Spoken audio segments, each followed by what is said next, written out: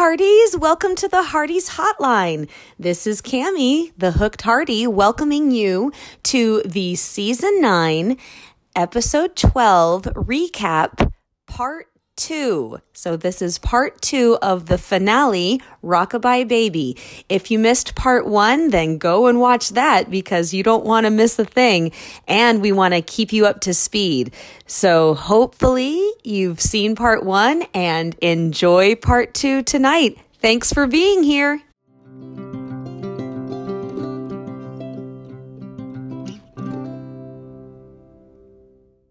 Okay, let's go to those two buddies up in the ridge, shall we?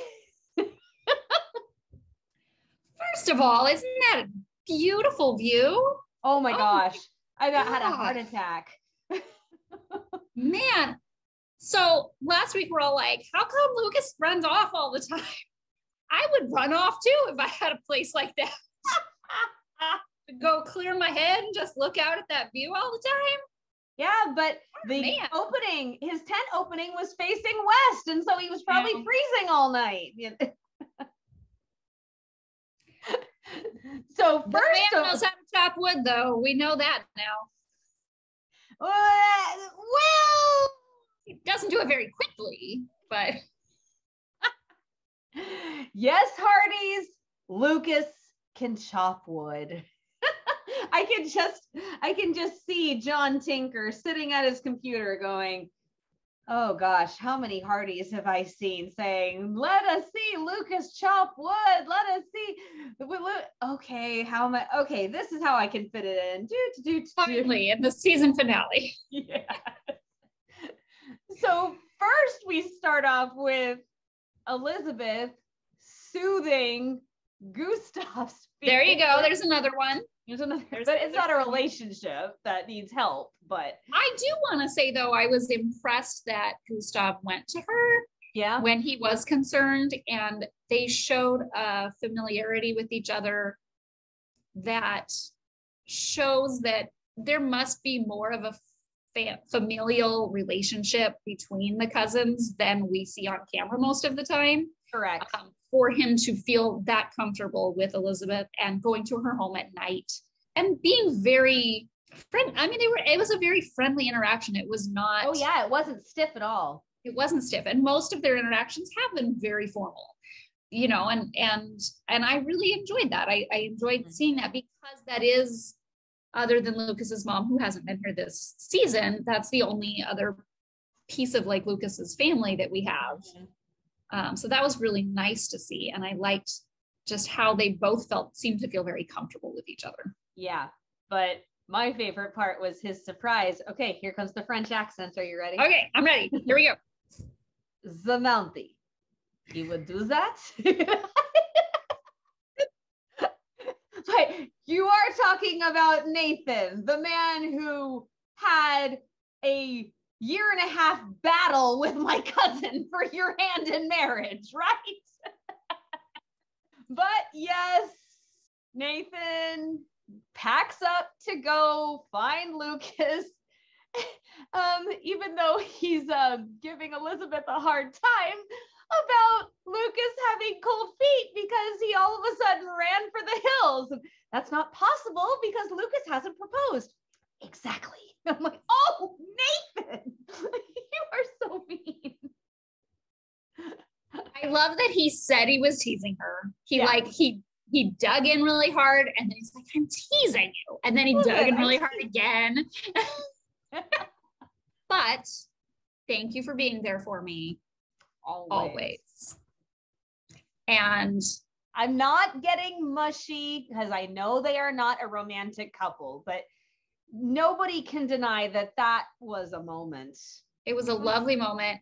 And it's one of the scenes that I'm on board with Lucas now.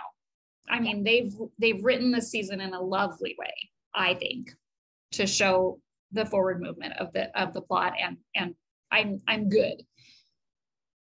And I love how the Nathan Elizabeth dynamic has moved forward in a funny, playful way where we get to have that levity. We get to still see them share the screen and have a deep friendship, a very caring bond that they have, like they could, with the type of history that and connection that they have, regardless of the romantic connection, but that history of what happened with him and Jack.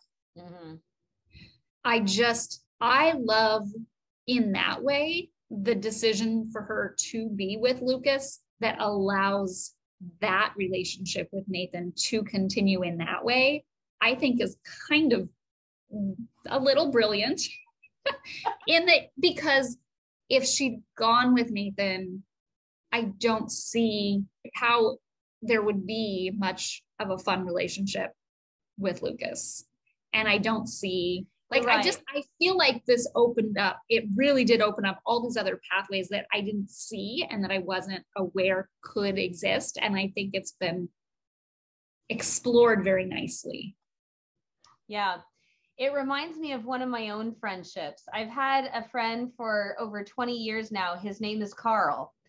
And in college, we kind of talked about the idea of dating and would we want to date each other? Obviously, it did not work out. Today, he is still one of my best friends. He and his wife, they don't have any children, but he and his wife came down to Texas and all of us went on a vacation together. And Will has become a friend of his, but did I want to lose him in my life? Absolutely not. So that it's a really beautiful way to show that it is possible for friendship to exist between the sexes.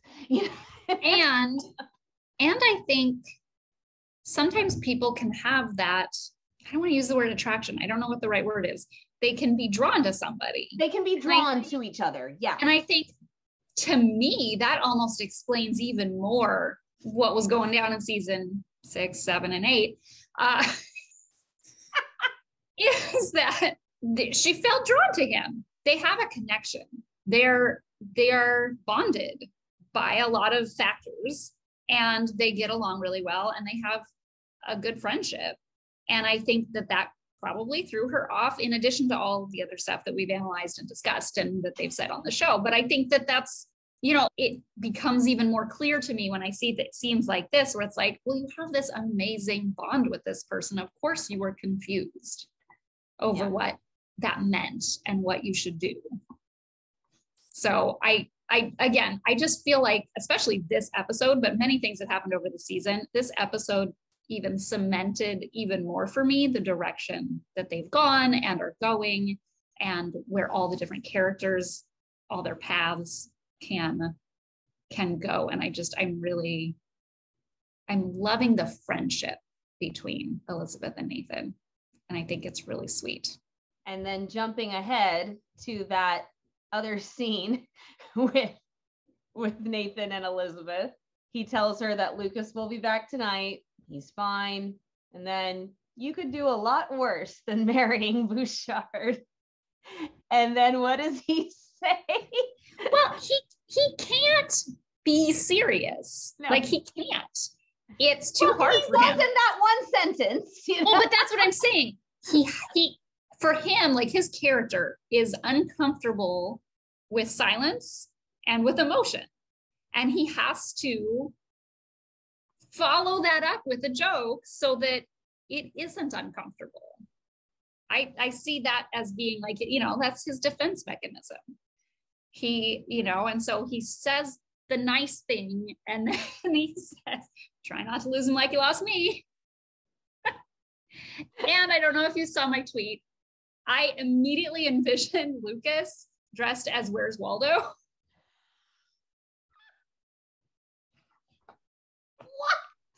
With the stripes and the hat with the bobble. I got it. Because she's saying don't lose him.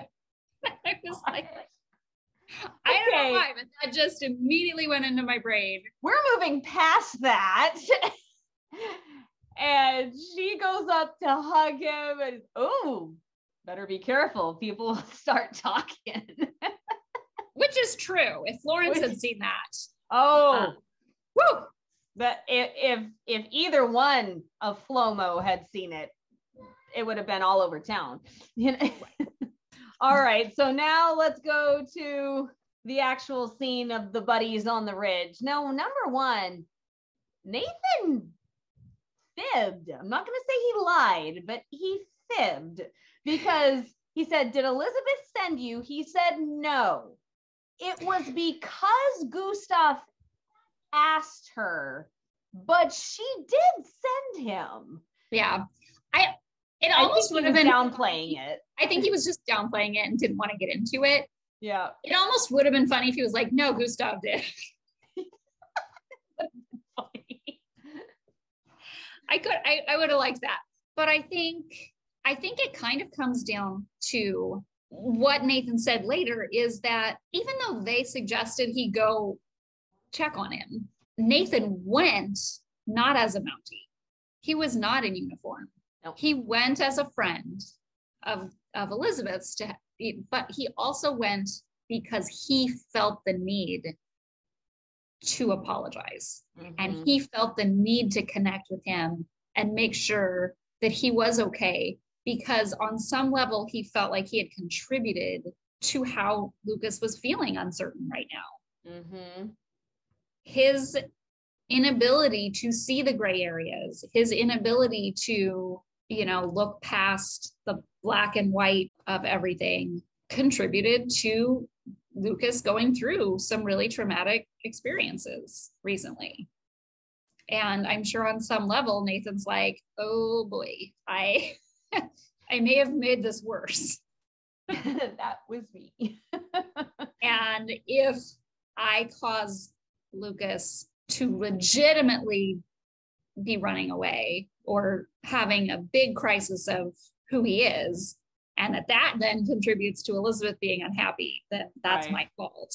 And I need to at least, make a personal effort to reach out to him and make sure that things are okay. I really did feel that. I felt that it was a very bold and probably a difficult move for Nathan to do that. Yeah, it's funny that you would say that, because something I noticed while Nathan was talking to Lucas, I even wrote it down right here in my notes. Nathan is stronger, more capable, more sure of himself, in charge of a situation. I can see Jack having a conversation like that with someone. And absolutely, it almost mirrors the conversation Jack had when he went after Adam. Yeah. In some ways. After Adam and after Roy. Yeah. And in season 1 and season 3. Mm-hmm.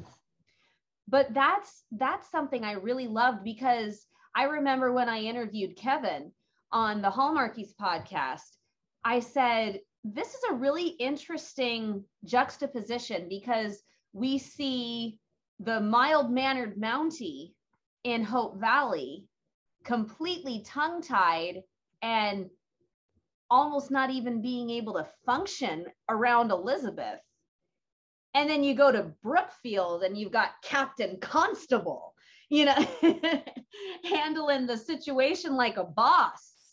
And we haven't really been able to see a whole lot of Nathan being the hero in law situations. And even though this wasn't, we got to see him chase down Spurlock, but even though this wasn't an action sequence, just his manner, his demeanor, he feels more capable. He feels more sure of himself, and he feels like he can take charge of a situation.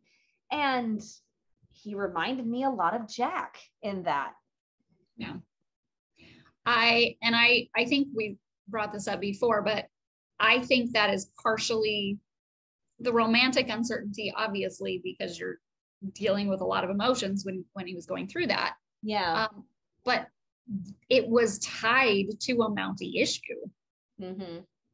And I think being forgiven by Elizabeth, that she doesn't blame him, had a lot to do with his confidence. Has had a lot to do with his Mountie confidence. Yeah. And then we have do you need anything before you head back to town? Well, a cup of coffee would be nice. Don't drink it. Tea then. The grimace on his face when he had to accept tea from Lucas. That was awesome. And I want to add, I loved the smirk that followed from Lucas. Yeah. Lucas was very much not wanting him there. He was very civil. Yeah, he was civil, but he did not like, do you need anything else before you go back? Goodbye. Yeah. I did not bring enough food, you know. Well, that's a rookie mistake. He was quite irritated on multiple levels with him being there. And yet, and then when Nathan said later, well, I did bring a bedroll and some extra food. Like, now I'm going to mention that. Now I'm planning on staying.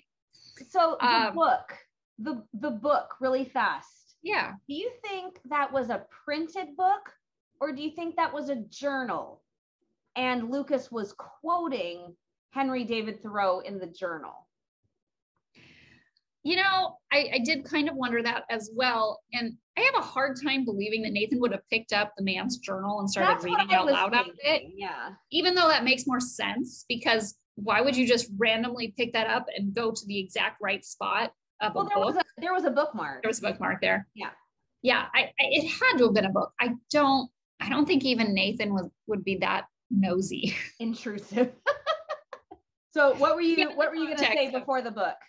Well, it was the expression that Lucas made when Nathan said he was going to stay.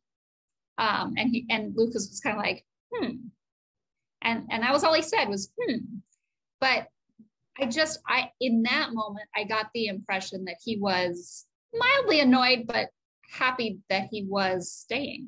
Yeah. Almost. That, you know, here you've reached out to me, and while you're being annoying about it, you know, you are also expressing what is difficult for you about, you know, that has impacted their relationship together, as well as just Nathan as an individual that goes through similar situations, you know, how they both have to deal with their emotions differently because they're different people. If you've noticed. No, hadn't noticed at all.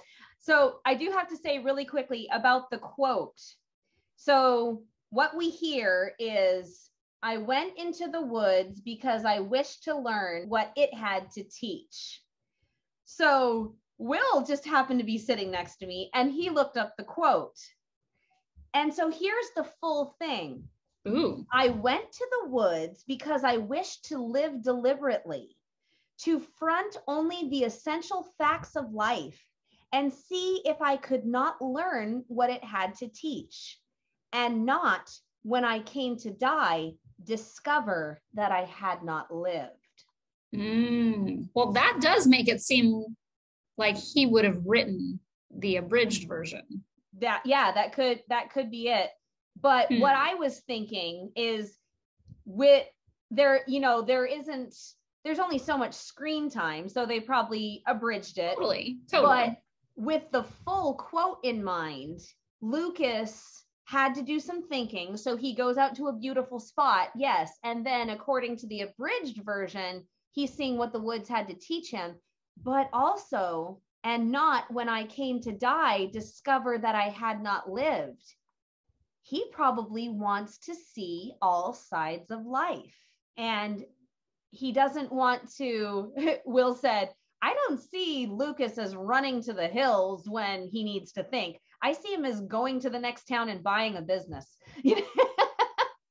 But seeing what he can learn from a different side of life, that makes him a more complete man. And if I may be so bold and presumptuous, it makes him a better man and a more complete man to be Elizabeth's husband.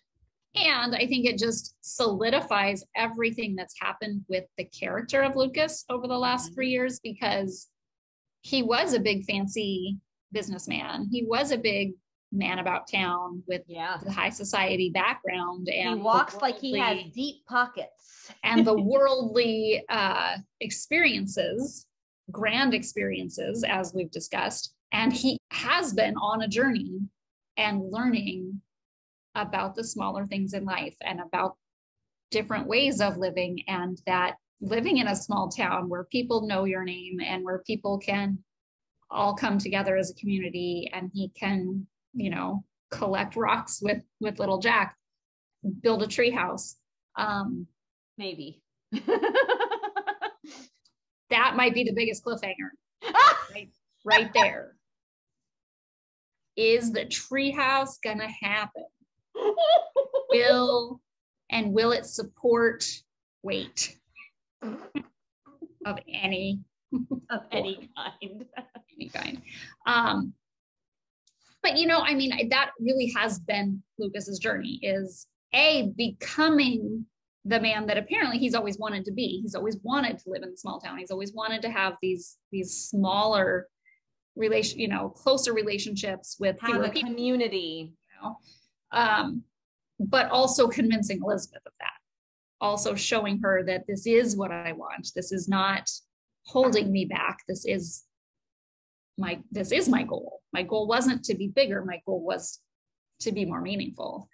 So I think that really encapsulates that.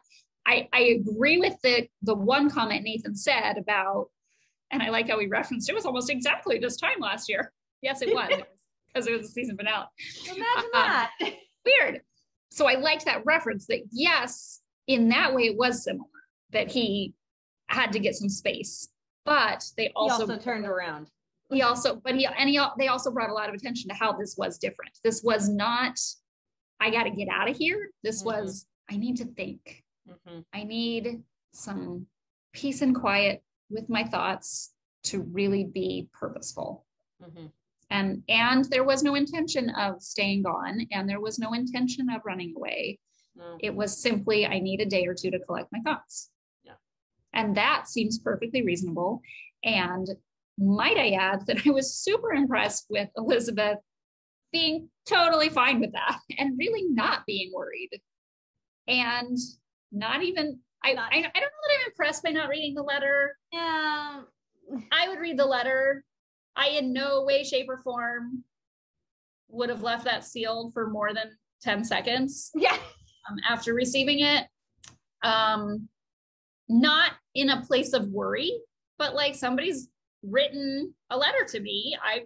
There's something they want to say. They want to say it. And even if I know what the topic is and the message is, like, I still want to know how they've said it.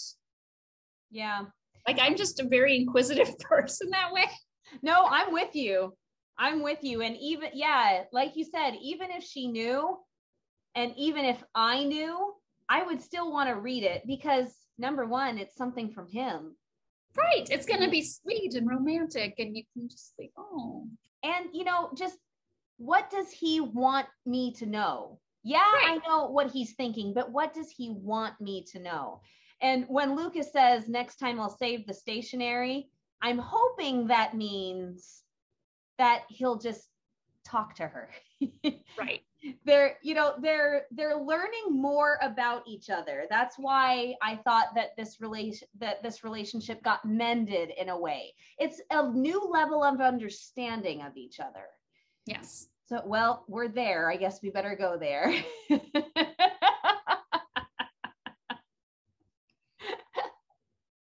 Okay, down girl.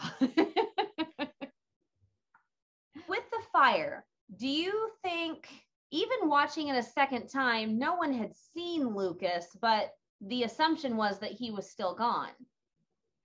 I don't know that I didn't get that there was an assumption he was gone. I got that there was an uncertainty if he was still gone. Certainly that was the most concerned Elizabeth looked in the whole episode when she asked if anybody had seen Lucas. Yeah. So in her mind, there was the possibility he had been back already. And I did love the shout as he came galloping into town. And I mean, put that in his perspective. He's coming back into town after being gone for a few days. He's got all this clarity now about his feelings and his thoughts, and he's ready to propose. And, like, and what if Elizabeth is in the saloon? And now he sees smoke coming from not only his place of business and probably where he lives. We're not sure. We don't know. But also where a lot of people would be, big concern. And then she could be there looking for me, knowing that I was going to be back tonight. Mm-hmm. So yes, I think that would raise a panic in you. That shout running. Oh, I hate that I keep going back to season 2, but I just do. It was the mind collapsing and hearing Elizabeth shout and Jack screaming Elizabeth. It sounded very similar to that for me. And I think that just shows me the level that these two are at now. Because I don't know if you know this, but I was a pretty big Jack and Elizabeth fan. You know? Really? You liked that? Long kept secret. Strange. Strange it seems.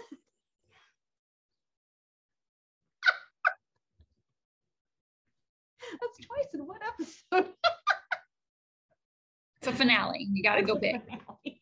But I did love it. I did love his worry, his assurance, and then how they both come to the understanding that his saloon is just a possession. It's just stuff. And that even if it was all gone, there would still be love. And you see the light come into his eyes, and he says, making me the richest man alive. And then we come to the end when they are putting rocks in their pocks. I was right. Jack was there. Jack was involved. Oh, yes. That's Jack was correct. very intricately involved, actually. Yeah, I thought he was just looking on, or the other thing that I thought is that Lucas was maybe going to start to propose just there on the street, doing it spontaneously, and then get interrupted. And then he would come back and do a little bit more of a grander one. So my prediction stands corrected. So anybody who saw me watching it live at midnight on Monday morning, you'll know that I thought Lucas had somehow slipped it into her pocket, and she reached in to put another rock in her pocket and then felt it. But no, little Jack handed her the ring. We just didn't see Lucas hand it to him. Obviously, that takes a lot of coordination. It would never go down that smoothly in real life with a toddler. Nuh-uh. But that's what made it so. That's what made it so sweet. That's what made it so sweet. Is that it was. Poor Highland had a cold that day. I know. I heard that. Oh. But you couldn't have told. You couldn't have told that, because he just had the biggest smile. He was playful. He was enjoying nature. It was sweet, probably because it would never happen, but that's okay. But oh my goodness, I love that he was involved. I love that there was nobody else around, that it was just the three of them. His speech obviously was amazing. I have it. I love. Did you see my call? The phone call. I love that he called Dad. I love that Dad was fine with this. Never laid eyes on you in my life. Yes, you can marry my daughter. No problem. And help raise my grandchild. Yeah. Mm-hmm. Well, okay. I'm guessing, Elizabeth's mother wants them to come for Christmas. And so I'm guessing that by now his daughter has been married. She has a child. She knows what life's about. She knows her way around that life. And he'll meet him at Christmas.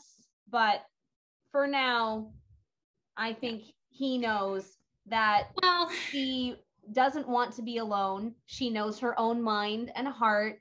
And well, that little boy needs a daddy. Yes.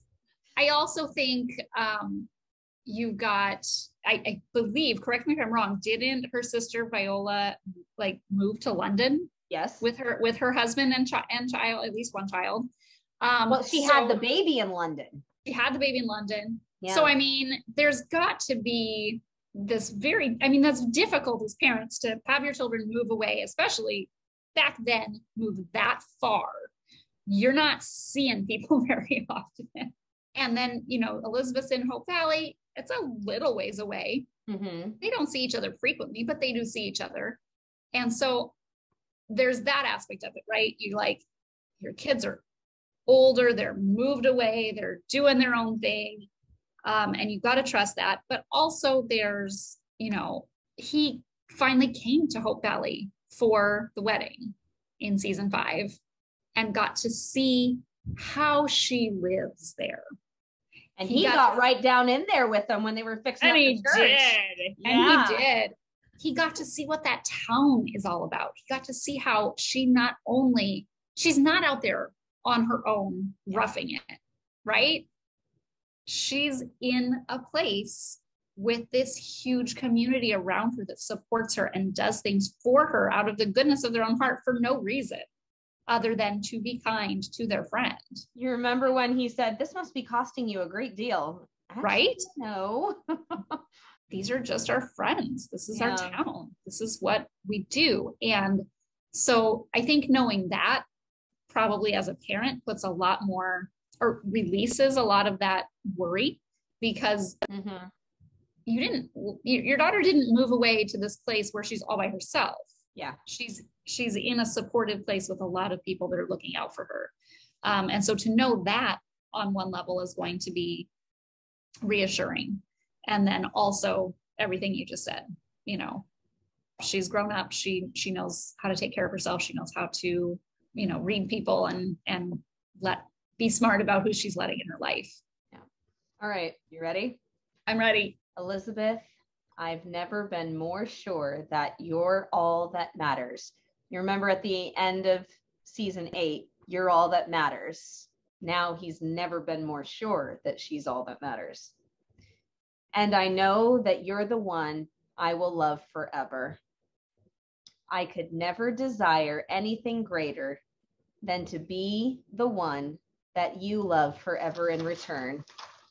So, if you would allow me to be a father to your son and agree to be my wife, Elizabeth, will you marry me?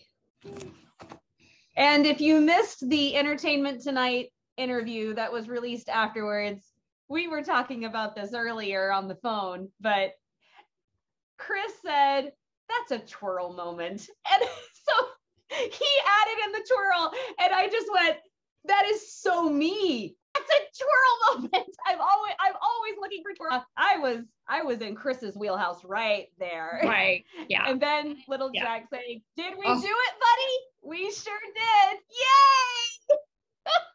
That was the best. Oh my gosh, just seeing him get all excited about it after helping with it. I can just imagine the conversation that would have led up to that with Lucas trying to explain to him what to do. And my gosh. Obviously he's little, he's not explaining everything to him.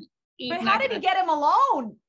Not going to fully understand what marriage is and all of that, but just sneaking this present to your mom kind of a thing. Oh my goodness. And he brought her several rocks before giving her that. And I feel like he had to have had that in his pocket already. Yes. And I'm like, how did you? Oh, wow. Lucas, do not let that child out of your sight. Right? It had to have happened right then. Right before. You're not giving a rock like that to a toddler. And then letting them go play outside. And that ring was beautiful. And Aaron and Chris helped pick that out, which was so sweet and so meaningful. Creative design. Oh, Yeah. I do want to say, and this was both sad and a nice, and I don't know that it was on purpose. It probably just goes to the fact that this is Erin, and it's how she personally would naturally react in a moment of amazement, right? But she did the exact same breathing sigh thing when he put the ring on her finger as she did when Jack put the ring on her finger. So both proposals, to me, I saw the same like gut reaction from her, which I think was probably not intentional. It's probably just that's Erin being having her breath taken away, right? But I think that made it that much more meaningful, is because you are like, it's, I don't know how that would feel to be proposed to by another man, like, you know, twice, yeah, in one lifetime. Be like in your lifetime, like I don't have that experience. No. Yay. But like here in this situation, you don't know what that, if you haven't experienced that, you don't know what that would be like.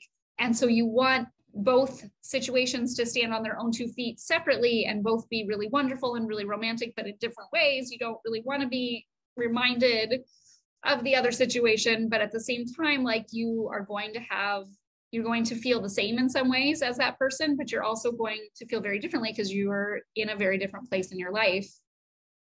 And it's a very different relationship. Well, it's funny you should say that, because there was a callback to season 1 in that very scene when Lucas says, hope is the thing with feathers. So Bill doesn't want to be dramatic, but he's giving his last will and testament to Elizabeth. Ooh, what? And we've already talked. I got to throw out here, Elizabeth is more appropriate than I am, because I would have just been like, what did she diagnose you with? I know. They have a pretty good relationship there. It's not like the people that, I'm sorry, gotta jump to this, it's not like the people how very innocent of them. That's one of my favorite scenes. But oh yeah it wasn't like that. You know, Elizabeth has known Bill for almost this whole series and knows that he had this huge history with her first husband, and he's the godfather to her child. And you can't get much closer. You don't. He's like the next father that she could ever, you know, like he's a very much a father figure to her. Yeah. And I would be very much wanting more information in this moment. Yeah, I would be demanding it. So it was very, very nice and appropriate of her not to ask more questions, but I'm sure she's wanting to know more of what's going on. Yeah. And we've already talked about Bill making amends with Henry, looking up things to defend him completely free of charge. And then Bill's the new mayor? Since Hickam is stepping down. He better not be, because he's too sick. Faith did just tell him to slow down and do less work. And he's gone. He's in Union City as of right now. So he can't be the mayor. I assume that comment was simply because he's the head of the city council, right? Yeah. And so that automatically places him into that position. Now, should we come back for season 10? I would assume, unless we've had a time jump and he's feeling magically better already, I would assume he would, you know, be appointing someone to take over that role. And one would only assume it would be Lee. But one would assume, but we don't want to assume. I hate assuming things, but that would make some sense. Yeah. So, but the tall glass of grape juice instead of the tall glass of whiskey. I loved that. And I loved how he almost was like there was a hint of like, I want to avoid this difficult conversation. And here's Jack. So let's bring Jack in and we're going to have grape juice, mommy. Let's change the subject. So there was a little bit of that, but then also just how touching. Like he has this bond with little Jack. And we don't get to see it very much. I loved that we got to see that. I know. And you don't see the softer side of Bill very much. Yeah, we don't. And so to see him vulnerable enough that he's telling Elizabeth about this because he knows he needs to. And then seeing him kiss little Jack. Very different from at the beginning. Oh yeah, anything you say, Faith. That scene of him kissing little Jack, my heart melted. Yeah, absolutely adored it.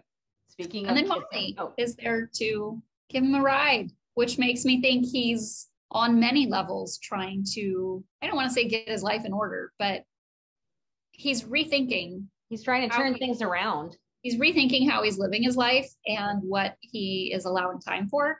And if this is a second chance, he does not intend to waste it. It didn't appear that way. No. Okay. Let's go to the fluttering of bird wings.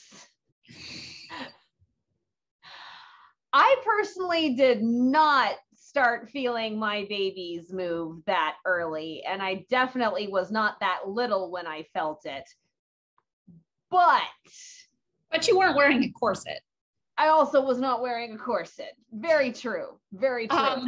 And we don't actually know how much time. We don't know how far along she is. We don't know how far along she is. No. Now, granted, that was my first thought as well when Faith's like, well, the next thing that would happen is you'd feel the baby move. What? Have you not had a cycle this whole time? That's how I know. Are there no other clues? I feel like there's more clues. There are more clues. Granted, that might be the most definitive. When you're like, this is how we would know for sure. I guess so, but okay. But again, I agree that I feel like it was much later in my pregnancies that I felt movement, but we don't know. We don't know how far along she really is. And if that's what it takes to be definitive, then I'm glad that she felt it so we could be definitive and move forward. We could get that priceless gem of a scene. Oh my gosh. The only thing I would have liked more is if she had explained a bit more to Lee, because he kept saying he didn't understand and she just repeated herself. And I'm like, he's probably making sure that he heard her right. Yes, but I would have liked maybe more of a, I've already talked to Faith. I just felt the baby move. Like, yeah. I was waiting to tell you until I was certain. Now I'm certain. Like a little bit more explanation than the repeating, you're going to be a father. Like if I was him and I'm saying, I don't understand, it's because how did you get to that sentence? Like, tell me some facts so I can catch up with you. The look in Kevin's eyes. Oh. Now, did you see the Entertainment Tonight interview with the two of them? Yeah. So they really were trying to like channel the feelings and emotions and thoughts that they were having when they first found out that they were having children in real life. So they really were going very in depth, and I really appreciated just how real that felt. It was so real. It was so real. And as someone who has been background on projects, I was so appreciative of him going out there and interacting with those background actors. Yes, and I recognized a few of them. So they are regular background actors on the show. And that had to have just been really fun to film. And I loved that he was actually barefoot. At first I was like, well, you can't see his whole body, so maybe they're just implying that he's barefoot, but then they had the full shot and you're like, he's running down in his pajamas. He's running down a dirt road. Who needs clothes? We're having a baby. So beautiful and so fitting just with what journey this couple has been on. You think back to that scene when she tells him, I don't think I can give you a child. And then you see the utter joy in his eyes. We're having a baby. Oh, I love you. I'm like, oh gosh, I'm gonna die. Oh. So beautiful. So beautiful. Okay, we're just gonna end there because you can't get much higher than that. Sarah, this has been our first season as a podcasting partnership. You made it through the whole season with me. I survived you. Yep. I need a t-shirt. I survived. Oh, I survived Kimi singing and her accents. you told me to do it most of the time. I do love them. I do love them. Oh my goodness. So, quick announcement. This is going to be it for a little bit. We're taking a break for the month of June. Short break. Yeah. Short. Not going anywhere. Just doing a couple things. No, we just have to do family stuff. Sarah has to finish up the school year. I have to get my kids in a summer routine, and I have to prepare for Rama Drama because I'm presenting there June 24th through the 26th. Yay! So if you haven't gotten a ticket and you still think you might want to, there might still be some available. So yes, Rama Drama is next month and I need time to prepare. So we will be back in July with more Hearties Hotline. Yes, we will be starting with season 3 and we will be bringing back all the old memories. And maybe some new stuff. You never know. Some new stuff. We have some ideas. We do. Bonus episodes. You won't want to miss it. We will, of course, also at some point, who knows when that will be, we will be looking forward to season 2 of When Hope Calls. Yes. So lots on the horizon, even until we start hearing all the new news, which I know we will hear at some point. Season 10. Because at this point of this recording, we have not heard Yeah. By the time that's the goal, right? By the time this airs, we've got maybe we have heard something. But if not, keep on tweeting all in for season 10. We are going to have it. I know it. We love you, Hearties. Mwah. Thanks for being with us. Thank you for watching.